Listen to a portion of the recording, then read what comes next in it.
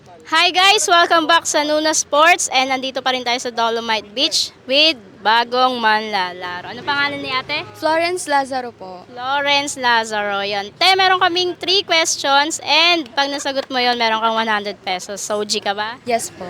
Okay, G si ate. For our first question, anong bansa ang may capital na Madrid? Spain po. Spain? Tama. Second question. Ano ang pangalan ng naging unang host ng Blue's Clues? Steve po. Yan, tama ulit. Dalawa na. And last question. Sa Sesame Street, anong kulay si Big Bird? Yellow po. Yellow? Yes. Tama! So, nakatatlong tamang sagot si ate. Meron siyang 100 pesos. Yan. Any shoutout sa ate? Si Sono po ng Enhypen. Bye, guys!